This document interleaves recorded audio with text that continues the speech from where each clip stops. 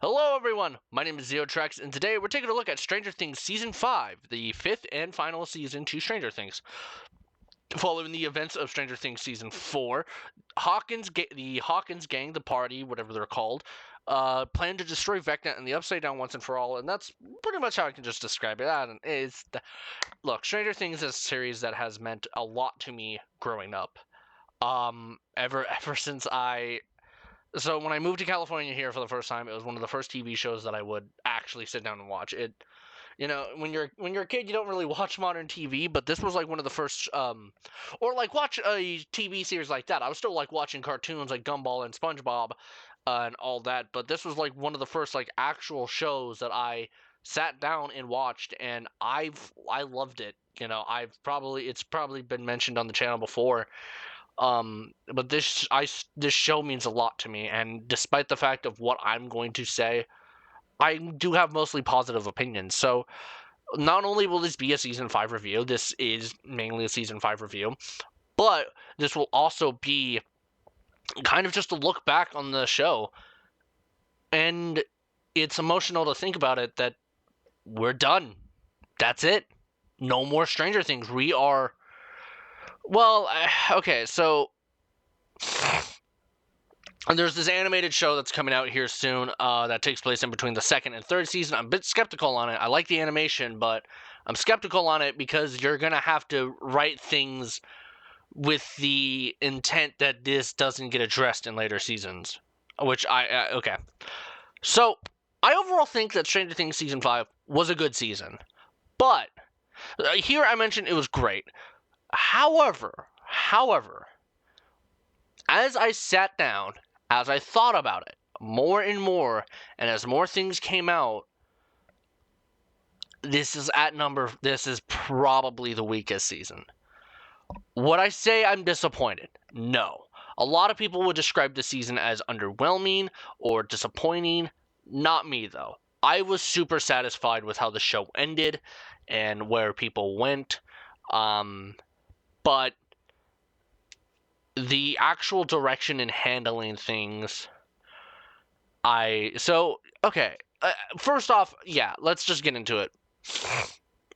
This season was a satisfying ending to the show. I think the way it wraps up a lot of character arcs are fine and gives us a lot of gives us a lot of answer to some questions. What was the Upside Down? Why did Vecna take Will? Is Will gay? Will Will get rid of that haircut? Can Murray fuck off? So all of these, except for some of them, were answered. And I think it does serve a good job at being a final season, and it does introduce a few new ideas that, for the most part, get convoluted. The issue, okay, so they introduce a few new ideas that I don't think should have been introduced in a final season, and I will get to that in spoilers. Like, how are they going to wrap all this shit up? And again, I think they did a mostly decent job with it, but by the time the final episode happens and you think about it, there's still a lot of questions that are unanswered. So yeah, it's just great seeing all these characters again. I love seeing the party.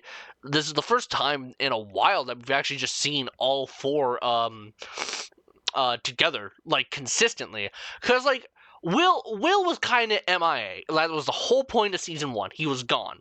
Season 2, he was MIA, and then season 3 we sent Dustin to Russia or something. No, we didn't send him to Russia. He was just involved with the Russians, and then, oh god, I'm trying to remember, what was Will? I think Will was with Mike and Lucas, and then season 4, Mike and Will were in Cali. Dustin and Lucas were in the Upside Down with the others. So yeah, the season doesn't introduce too many new characters, however, which I think is fine, but it does introduce a few. There's this character, our big bad, not big bad, our human antagonist named Dr. K, who I will talk about later. We're also introduced to... Vicky was introduced last season, but she's given a full spotlight here. But Man of the fucking hour, delightful dipshit Derek, dude. I absolutely love Derek. When we saw him in the trailer, we were all like, who's this guy? Who is he? And we were all making fun of him. He's the funniest part of this show. I think we definitely were a bit too soon, a bit too harsh to be judging him. And his actor seems so sweet. I wish him like a really good future. But I like Derek. And like, God, it's like, what do you say?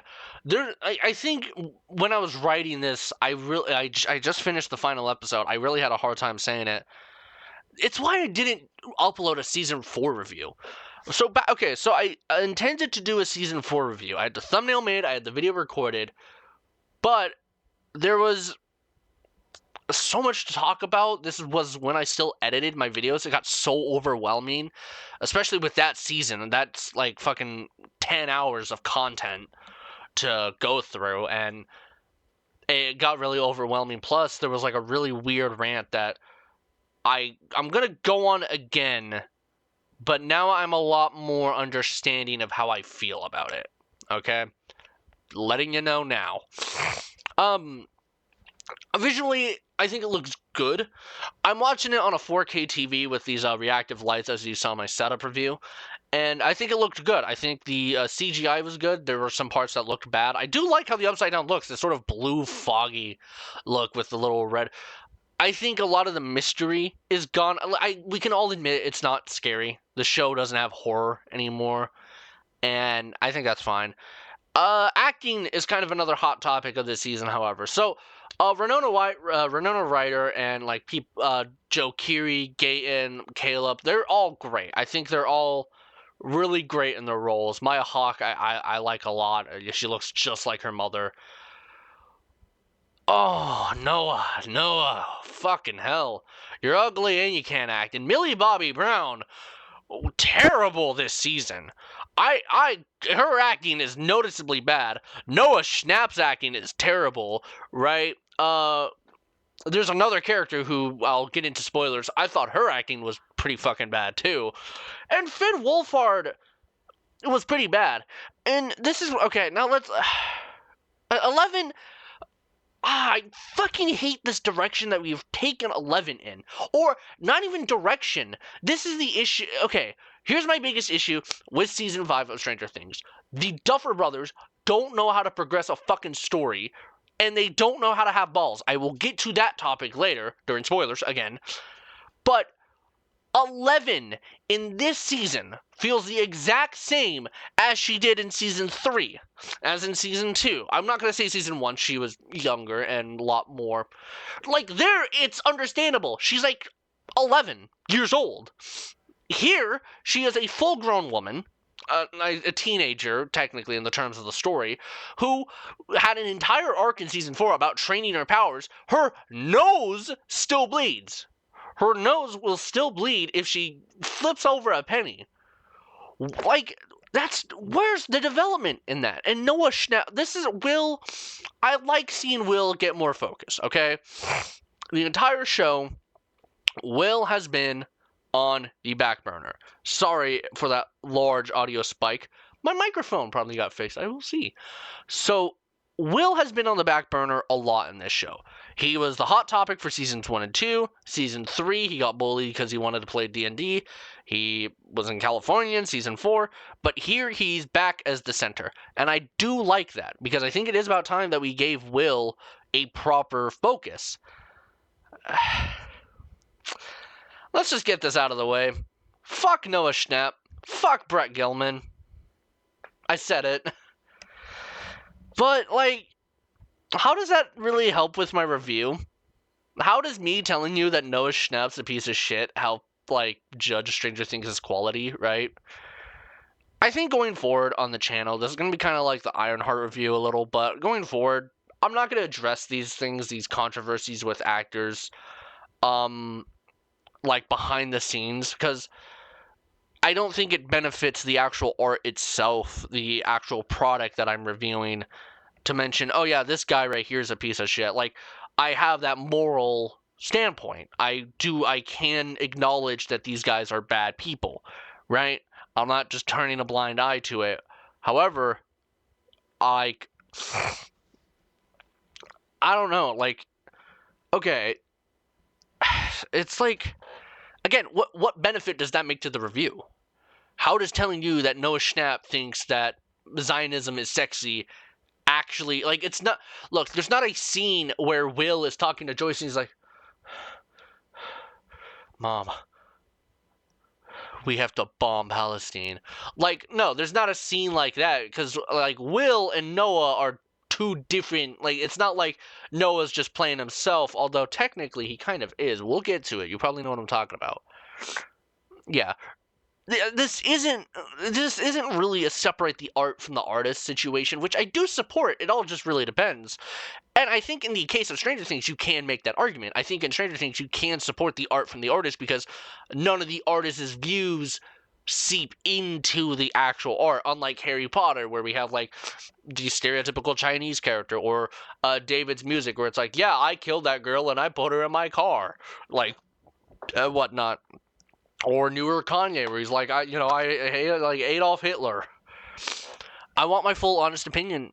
I want you to have my full honest opinion on this show, and I don't think that either of that mentioning all of this stuff behind the scenes really benefits it. However, if it does seep its way into the art, I will call that shit out. Like in Captain America, where they had an IDF soldier playing an Israeli character who didn't add anything to the film, and I didn't like. Right? I have a moral backbone. I do not like seeing Brett Gilman because I just think Murray is not funny. I think he's fucking weird. But also, Brett Gilman is like a piece of shit, and Noah Schnapp's a piece of shit who. Yeah. Okay. Overall, I think Stranger Things Season 5 was a good ending for the season, for the series, and it's not perfect. However, look, this is not scripted. I had no idea how to really go about talking about this season. It's so overwhelming. There's so much to cover. There's so much to talk about. I got overwhelmed writing it. So we're doing it raw. First off, it gets like a B-. That's my overall ranking. But let's get into spoilers and sort of talk about it. So, Mr. Whatsit. Mr. Whatsit? That was funny. But Mr. Whatsit is this new persona of Henry Creel, who, if you may remember, is Vecna/1. Now he's Mr. Whatsit. And I like to imagine this role was put in there because of Jamie Campbell Bower's phenomenal performance. I forgot to mention that earlier. Jamie is so fucking good in this season. I love Vecna as a villain. Despite my grievances of, like, them trying to pretend he's like the big bad of the overall show, even though that would go to the Mind Flayer, who will come to get to. I think Vecna's a great villain. He would be great as Scarecrow or whatnot. But I love that they made this Mr. Whatsit role so they could fully utilize his actual like facial acting in his raw acting compared to the acting he would have to do covered in like prosthetics and with a deep voice, which his voice is so fucking cool.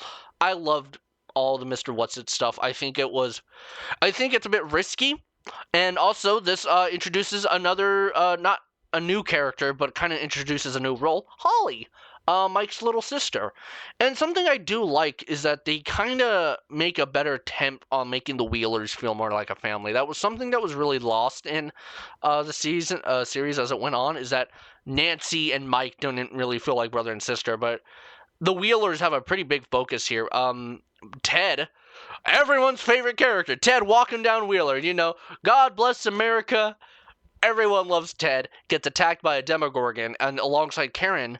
And oh god, okay, I just thought about that, and that's gonna get me to the other point here soon. Yeah, the Wheelers have a pretty big focus, which, they should. Mike was the main character of the show, kind of. He was the main boy. Joyce was more so the main character. I like the focus on the Wheelers, and I like that Karen gets more of a spotlight. I like that. I like that by introducing not introducing, but by bringing in Holly, you are kind of combining. You're bringing in the Wheeler family again. I like that. Which I can't say about the Byers family, and this is actually something I had a complaint about. Jonathan and Will don't feel like brothers anymore. Joyce still feels like a mother to Will, but I mean, God, you look back at season 1 and you just think about how Jonathan reacted to Will going missing and felt like an actual family.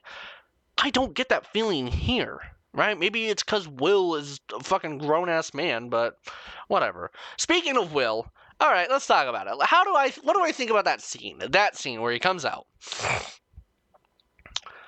I think they handled it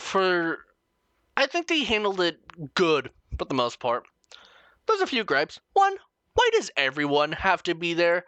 I like the theory that Mike thought it was about the Upside Down, so he was like, okay, we're all going to need to hear this. Will has something important about the Upside Down. I'm gay. Ooh, okay.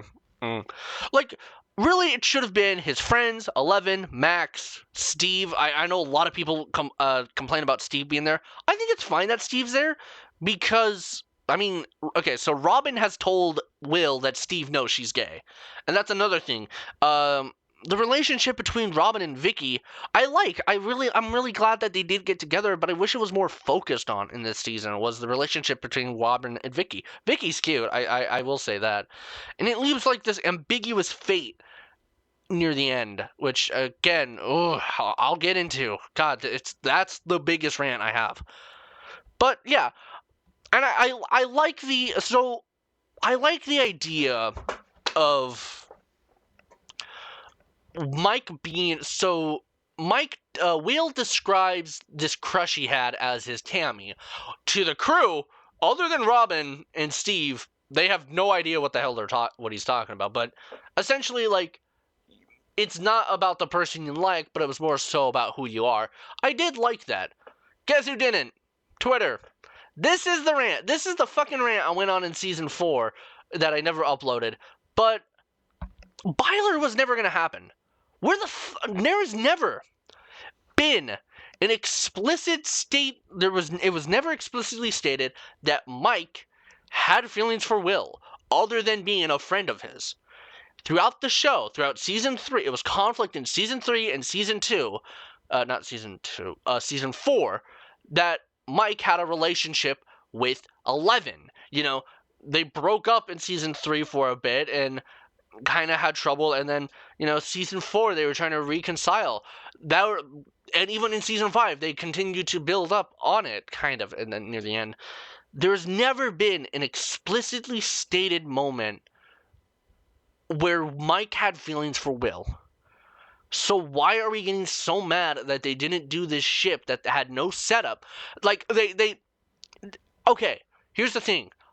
I like that Will had a crush on Mike, and I like the fact that Will's gay. That was built up, right? It's not my fault you don't like girls. Oh, he's not like other boys, they call him. It's like, that was intended. Mike and Will getting together wasn't. And what it has done, it has damaged how people think about the actual show. Media literacy. God, okay, one of the most common things I have seen people say about the fandom in this show, did you watch it with your eyes closed? Because the issue with this season as well is that it's super expositionary. It explains everything to you. But I feel like that has to happen because its fan base, this is how its fan base watches Stranger Things.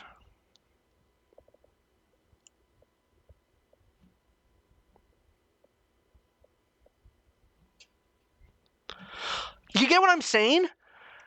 They don't pay attention to the actual show that is happening and only watch it for a ship that they came up with and was never going to happen. So you get these questions like, oh, wait, so Vecna created the Mind Flayer? No, Vecna never created the Mind Flayer. Vecna shaped it into the spider that we know. And okay, so we learned that the Upside Down is actually a wormhole between Earth and the Abyss, which is what Vecna was sent to back in season 4. 11 technically created the Upside Down by sending Vecna through space to the Abyss and creating this wormhole of the two worlds. So Dr. Brenner created it in his lab? No, 11 did. It was explicitly stated. And, like,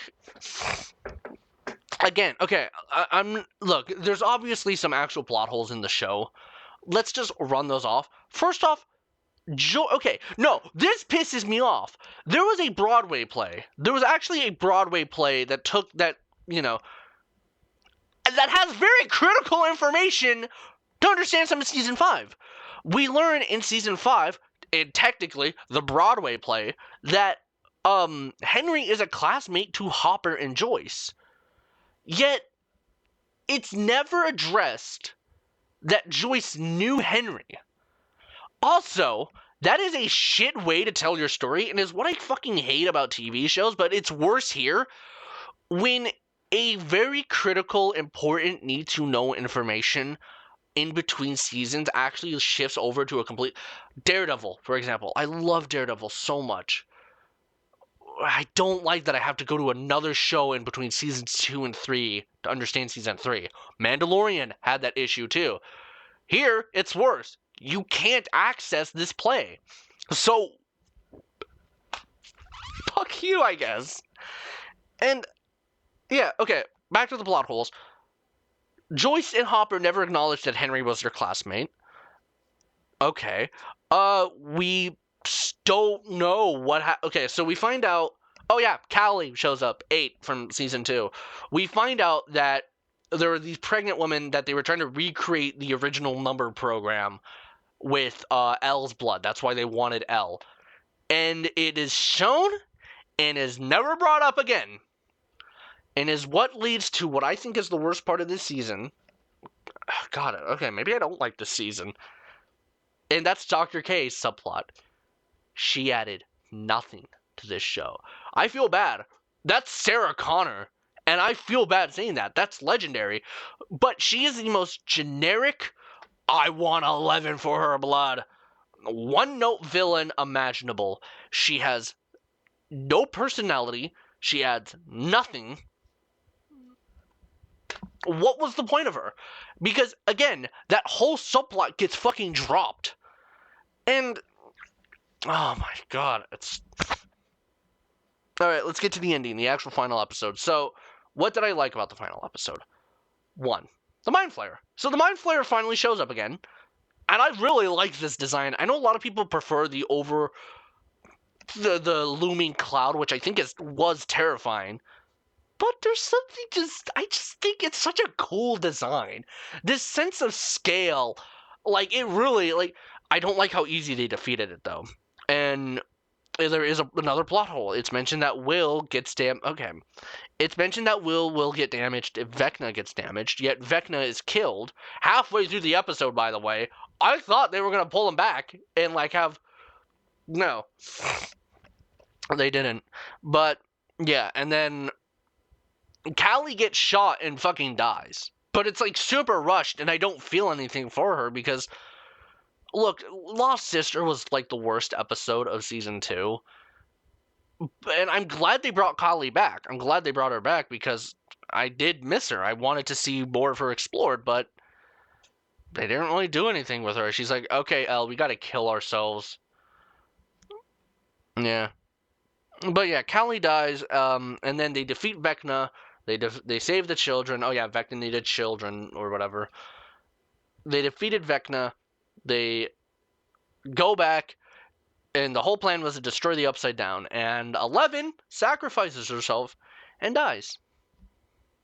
I think so. Because at the very end of the episode, which I love that it ends with a D&D game. That whole part did get me really emotional about them playing D&D and seeing them all grown up and comparing it to the opening of the show. And kind of getting back into a more positive track. You know, seeing all Holly and her friends come down to play D&D and they're just having fun, and then Mike closes the door. It is simple but really effective. And yeah. But Mike goes on this little thing where he says, you know, I like to believe that she escaped. It, like, pretty much comes up with this theory as to, like, oh, Callie made it look like she was gone and whatnot. And Duffers, Grow a pair of fucking balls, will you? Granted, this is all left up in the air. Do you believe Elle survived? I think she's dead. Part of the reason why is that throughout this entire season, we've had so many fucking fake outs, and it has pissed me off. You think Hopper's actually gonna, like, fucking die? No, it was just a fake out. You think Steve's gonna fall off the rail? Nope, Jonathan grabs him by the arm. You think Jonathan and Nancy are gonna drown? Nope. No one's allowed to die. But hey, let's introduce Eddie Munson, right? New character, new character. We feel good about killing him off. What about this little Russian guy, Alexei? We feel good killing him off. What purpose did Murray even serve? He should have died. He should have gotten shot. No, let's actually bring back that hated character from season 2, shoot her in an unceremoniously way. Are you happy? And this is the rant. This is the fucking rant I'm going on. Okay? Duffers, if you have to explain questions, answers in like interviews, right? That we all have. You've done a terrible fucking job writing. Because, oh my god, how many why were the Demogorgons not in the abyss? Oh, it was a sneak attack. Vecna didn't expect it. Vecna is psychic! Like, you're telling me that, like, there were no Demogorgons guarding this place? Where were the Demobats? Where are the Demodogs? There were Demodogs. Like, it feels too easy for our characters. And all those pregnant women that I mentioned, oh yeah, they died. Why did you not mention that in the episode then? Why is it up to us, the viewer, to work it out? And like, oh, it's all up into interpretation. Which, okay, I think is fine up to a certain point. Because then what happens is that it pretty much just becomes an excuse as to, like, it becomes that whole Chopper and Joyce thing with Henry, right? Oh yeah, they found it off screen. The whole season happened off screen. You happened off screen. They wrote the thing off screen. Most violent death. What was it? Was it the fingers in the head? Was it the guy shooting himself? Oh no, it happened off screen. Everything happened off screen because for some reason. Okay, look.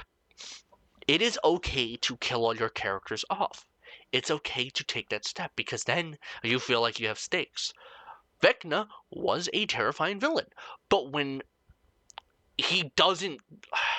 I'm not saying everyone should have died, no, but like, I don't know, maybe kill Steve. Give us like that actual emotion that is lacking for the most part. And like, again, it's just shit writing. And this is genuinely the worst part of the season. And is why I think season 5 is the most flawed season. I know I said I'm satisfied with the ending. I still am. But I can see why people are disappointed.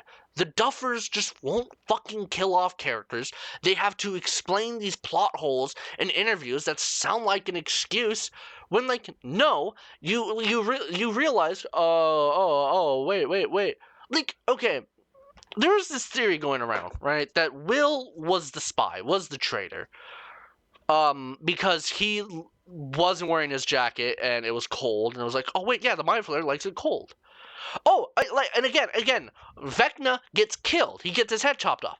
Why isn't Will screaming in pain? He's connected to the hive mind. So, yeah, you get the point. A lot of plot holes that have to be addressed. It's what I hate about Arcane. Arcane Season 2 in specific. Look, I love Arcane, but that was the biggest issue with Season 2, is that we had to go on Twitter to actually find out anything.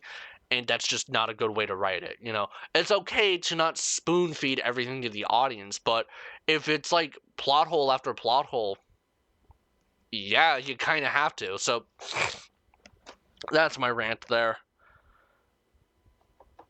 The show didn't feel like it really had any balls. There was no... The tension was gone, and that's all. But, as I mentioned, again, man, I am satisfied with this ending. It's mainly just, like, that sense of... I don't know. It's, like, seeing these guys finally move on, and, like...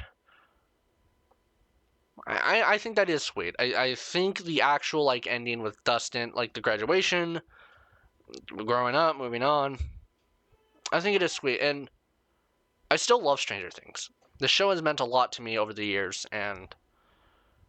I'll miss it.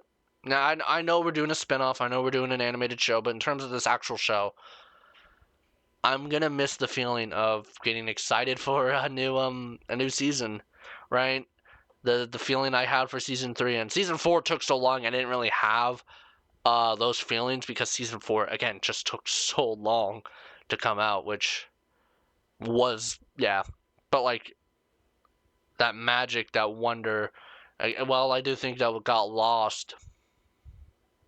I'll miss it. I will miss Stranger Things. I think season 5 should have